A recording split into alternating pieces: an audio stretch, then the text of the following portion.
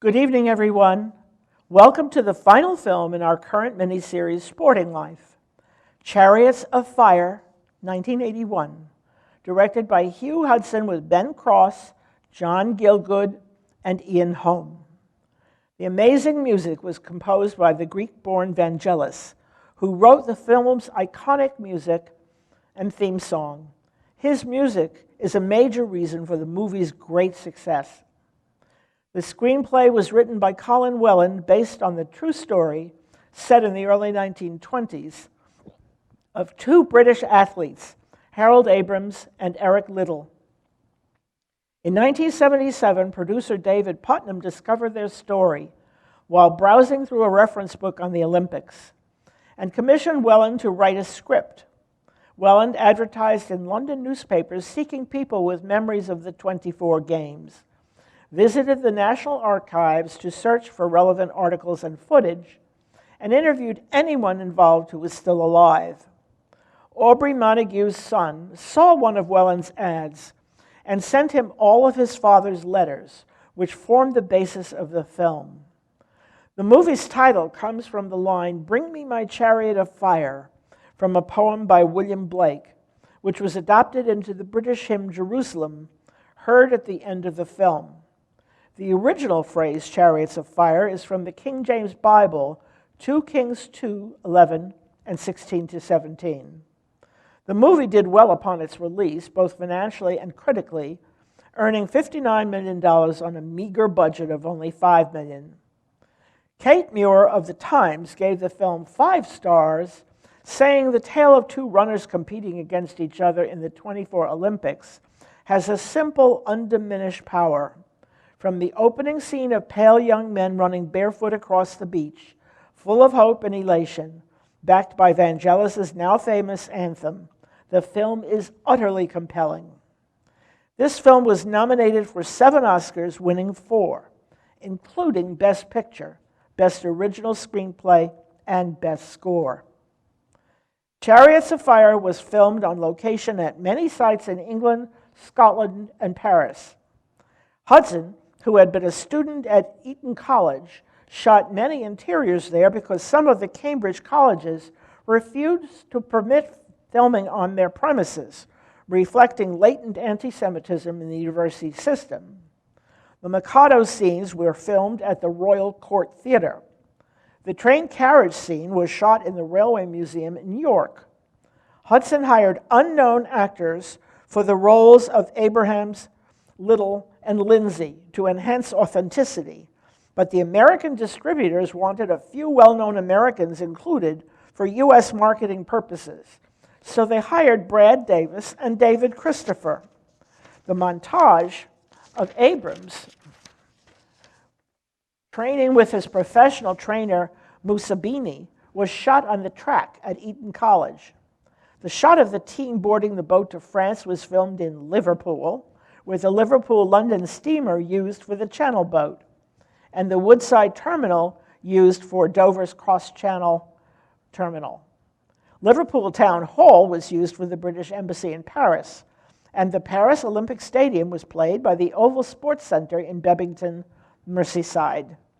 Kenneth Branagh, a student at Eton College at filming time, has a small cameo as an extra in the crowd on Cambridge Society Day, wearing a gray knit vest with dark trim and a dark tie.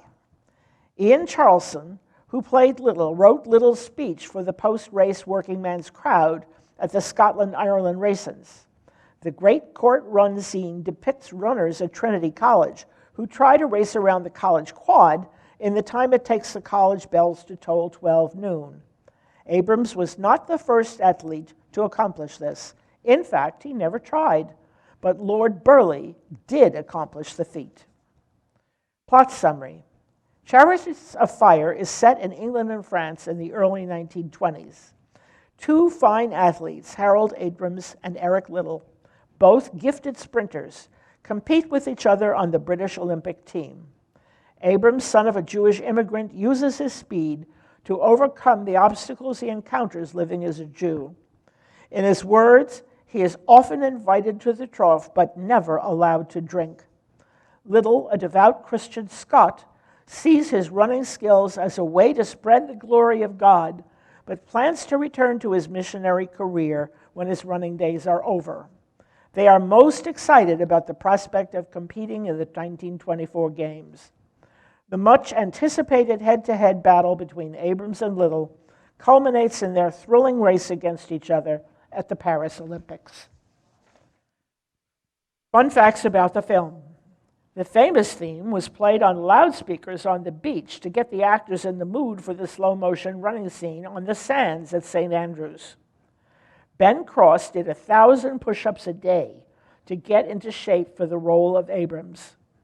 Because the actor playing Lindsay could not do hurdles, they used a double to run the hurdles for the slow-mo sequence.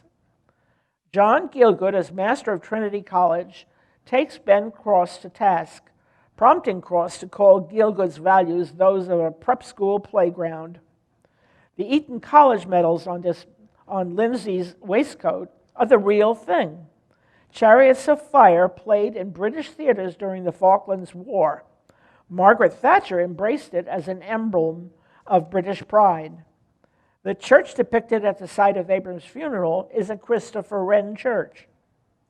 The actors playing runners trained vigorously with track coach Tom McNabb for 2 to 3 months to get in shape for their roles. The director needed 5,000 extras for the spectators at the big race. He got over 6,000 people by auctioning off a car.